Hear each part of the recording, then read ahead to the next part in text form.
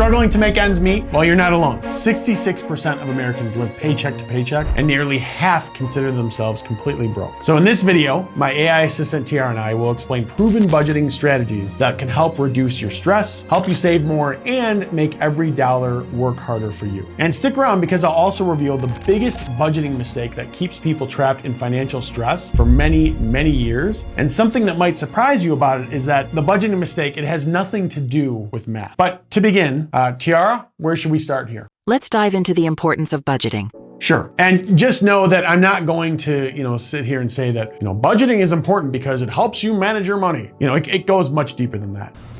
That's what she said. Mwah! Budgeting, it isn't about restricting yourself. It's actually about understanding your cash flow and making your money work for you. It's really a way to help you achieve your goals, whether that's, buying a new car, putting a down payment on a house, or just having enough cash for that weekend getaway. It's really taking control of your money more than anything. So you can think of the importance of budgeting in 4 major parts. So first is awareness. So budgeting helps you see where your money's actually going. And you might be surprised at how much you're spending on those late night food deliveries. And without budgeting, you really won't even realize it. Second is control. So once you know where your money's going, you can take the wheel and steer it where you want it to go. And this is crucial. So realizing that budgeting is more about controlling your money as opposed to cutting costs is really the biggest mindset shift that I think that most people need to make. Third is goal setting. So if you want to save up for a down payment on a car or a dream vacation, a budget is your map to get there. And without budgeting, you'll have a really hard time finding a path to actually get there because you won't even know, what you're capable of. And fourth is peace of mind. So often overlooked, but if you budget, there's no more sweating unexpected expenses pop up,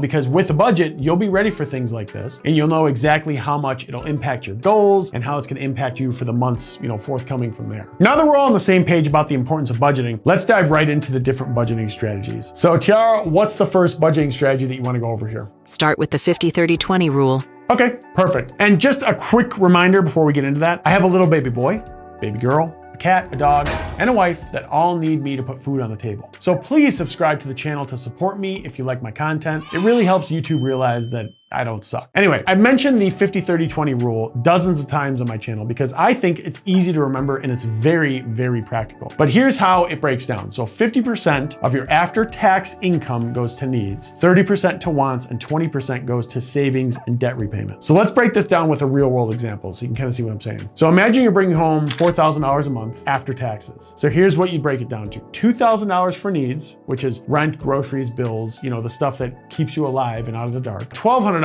for your wants, which would be Netflix, gym membership, new gaming console you've been eyeing, whatever. And then $800 for savings and debt. So building an emergency fund or paying off student loans, things like that. Now, I already know what some of you are thinking. But Ron, my rent alone, it already eats up half my paycheck. Groundbreaking insight. Turns out living in a luxury apartment while earning a mediocre wage isn't a brilliant financial move, idiot. Whoa there, Tiara. People do make mistakes, and if they're watching this video, they're working to make things better. So just shut up. Don't sweat it. Although I wish you had found me earlier because I'd have told you, rent should never be 50% of your take-home pay, but that's neither here nor there. The beauty of this system is its flexibility. So if you're living in a place where the cost of living is through the roof, you might need to adjust those percentages just a little bit. The key here is to use this as a starting point and tweak it to fit your life, but do your best to stick to those percentages monthly, and you'll be in a good place financially in no time. But of course, this isn't the only option. So Tiara, what is the next budgeting strategy that you have? Let's go with zero-based budgeting. Okay, and this one is for all those detail-oriented folks out there who love to know where every single dollar is going. So the concept here is pretty simple. Your income minus your expenses should equal 0. Now, before you freak out, this doesn't mean that you're spending everything that you earn. It just means you're giving every dollar a job, including saving and investing. So here's how it works. So start with your income. So let's say that, again, we'll go with $4,000. Let's say you're bringing down $4,000 a month. List out all your expenses, and I mean all of them. So rent, groceries, Netflix, that gym membership that you swear that you use next month.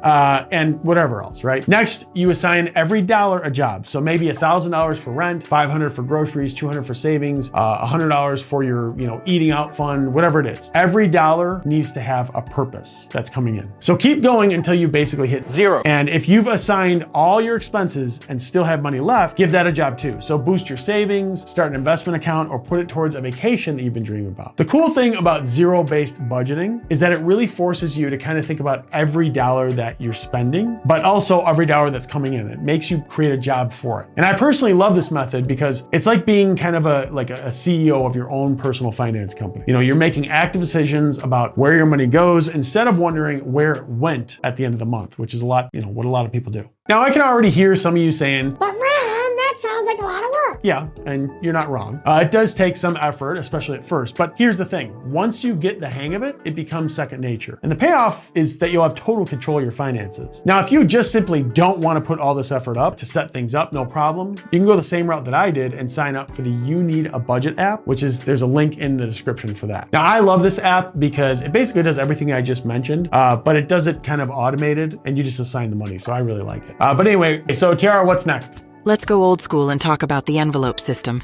Yes. So this one has been popular for many years and it works quite well if it makes sense for you. Now, I personally don't like it because I try to take advantage of credit card points, but it's perfect for those of you who like to keep things tangible, simple, and visual. So what's the deal with the envelope system? Well, it's pretty straightforward. First, you categorize your expenses in a pretty broad manner, right? So we're talking about things like groceries, gas, entertainment, etc. Then you create an actual physical envelope for each category. And yes, I mean real envelopes here. You know, when you get paid, you withdraw the cash and you divide it into these envelopes based on your budget. And throughout the month, you only spend what's in each envelope for that particular category. And once you're out of money in that envelope, that's it, you're done. The beauty of the system is that it makes overspending, nearly impossible. You can literally see your budget dwindling as the month goes on in each envelope. So it's like having a real-time spending tracker, but without the need for like the fancy apps or spreadsheets, things like that. Now, I know, we're in the digital age, and some of you are probably thinking, Ron, it's 2025. Who uses cash anyway? Exactly.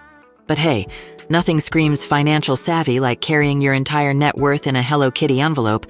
Okay, so Tiara has a point. Maybe don't bring the envelopes with you, but here's the thing. So studies show that people tend to spend less when they're using cash. There's something, must be about just kind of physically handing over bills that makes us think twice about our purchases. But what if you're not comfortable carrying wads of cash? Or what if you do most of your shopping online like I do? There's still ways to make budgeting work for you. It just has to be kind of a different approach. So Tiara, what's the next strategy here? Let's go with paying yourself first. Yes. So this method is one of my favorites because it's all about prioritizing your financial future. So what's the deal with the pay it yourself first method? So pretty simple. As soon as you get paid, you set aside a portion of your income for savings and investments before you pay any bills or make any purchases. Then you live off of what's left. So here's how it might, kind of look in action. So let's say, again, you bring home $4,000 a month. You need a pay raise, by the way. Work hard. You got to get that pay raise. Anyway, with pay yourself first, you might decide to save 20% right off the bat. So $800 straight into savings or investments